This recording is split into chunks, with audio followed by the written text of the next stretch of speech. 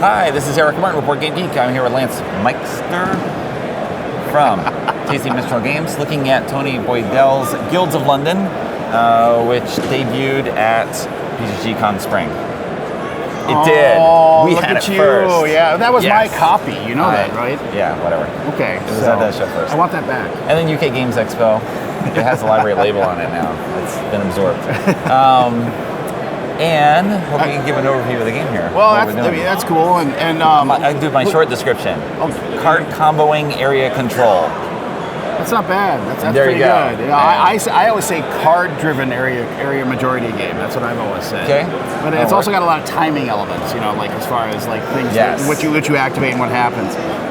We obviously air freighted in 100 copies for Origins, and we are super excited at how people are excited about the game. We sold out in 16 minutes. I was really pleased actually.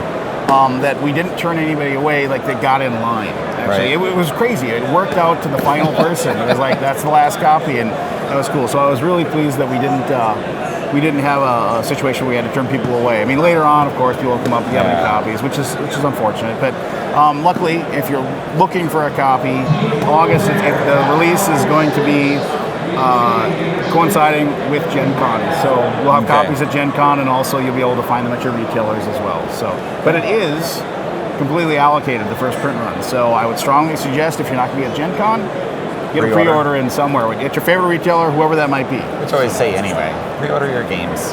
Because stores don't push pre-orders. No, they don't. And if you don't push a pre-order in the store may just be like, I don't know, I heard nothing about this. Exactly. I don't know if I should get any or not. One copy, sure.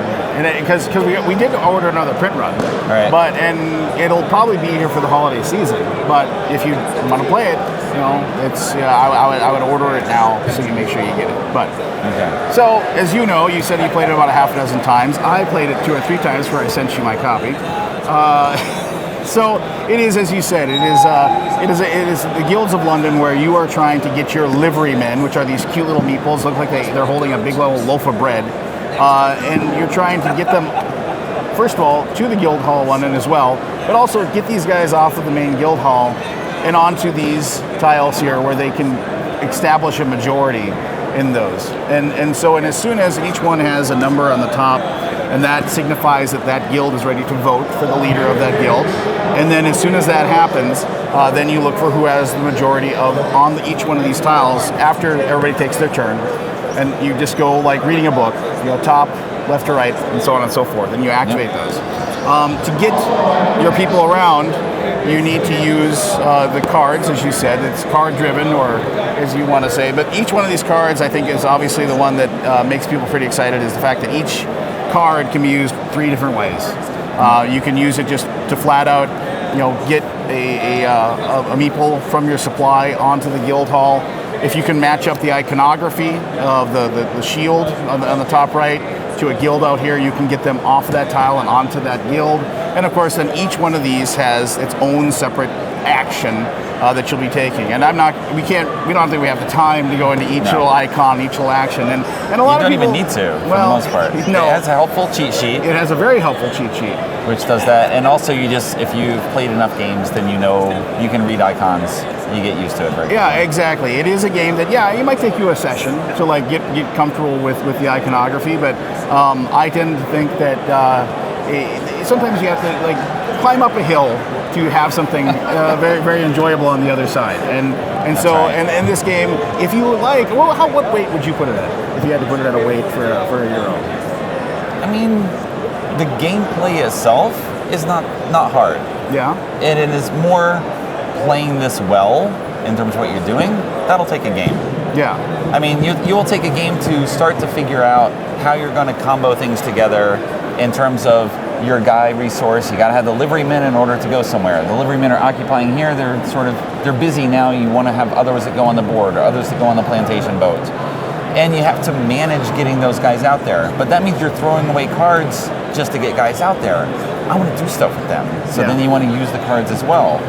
Big part of the game, you want to get masters pretty quickly in 1 or 2 because some of the cards require you to have masters in order to do things. And if you don't, then this is effectively blank and it's only a card to go to green or it's a card to get a guy out there. So we can explain what Eric's talking about.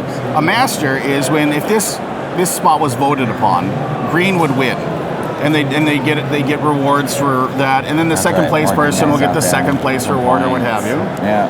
And so you turn that over, and then green leaves their pawn in there, and that is now the master of what is that? The tilers and bricklayers. Yes. So yes. So and then later on, like if you have a master close to those, that he can break ties.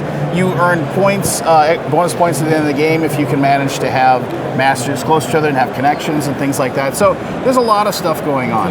Yes. But obviously the cool thing I found is that when you have a situation where like you have the possible like a vote coming up, and then you can use the neutral liverymen during negotiation to remove other people's things. And so then mercenaries they're basically not neutral at all. Well, but they go in there. They're not supporting anybody, but you remove like the ability of the support of the other person. So yes, and then you can use that as a bonus. And the cool thing, like I was talking to you earlier, threats. When you get these guys and you get them through various ways, through cards or the tiles, and you just put them in front of you and they are just pointed at other people all the time. Because you don't know if they're going to use them when you get to that location.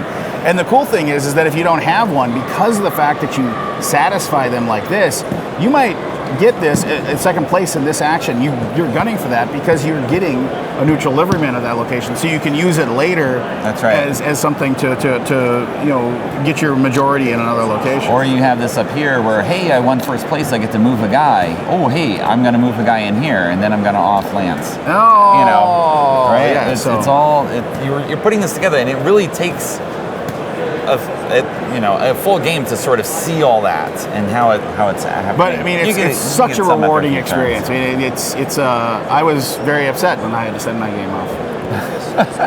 You have this copy. Oh yeah. Oh. Yeah, that's right. So there you go. We mentioned as well with a 3 and 4 player game, you go a certain number of rounds. You resolve a plantation boat, which I guess you're sailing to North America. Ulster and Virginia. I don't know where Ulster is, but I know where Virginia is. Okay. Then you're going to add more tiles to the board, which is going to put up new things to fight over. Right? You slowly kind of build up, and it gets larger. There's cards that let you put other tiles out exactly. as So well. I mean, there's a lot going on, but it isn't a lot to it isn't a lot to learn, I guess, is what I want to say. Yeah. Not a lot to learn to get started. Exactly. Yes. And like I said, we're talking like there's reviewers out there like Joel and Richard Ham that have done a very good job explaining the game. And if you need helpful hints and pointers and what have you, it's there. So, and then the end game scoring, and these are the cool ones. I like these. So, as you play, you'll be collecting these end game scoring cards. And the nice thing is, you almost always collect like more. That you always draw 3, pick 1. And so these will determine, like, you'll get bonus points, and you've played games with end game scoring. It's like, oh look, if I have like for every like this one, for every master that you have on a red tile, you get 2 points. And and as you play, you'll try to gather the cards that you gun for, and also this cool thing is like you might have a situation that you don't even realize, oh, I have 4 guilds that are red, and all of a sudden you get that card and you're like, this is perfect. That's 8 points at the end of the game. You're shooting to get those cards because they vary a lot, and that can be half your score. Exactly. At the end of the game. So it's definitely a situation where oh man, I'm like 25 points behind. Well, wait until we turn the last card over. We'll see what happens. Okay. All right, overview of Guilds of London.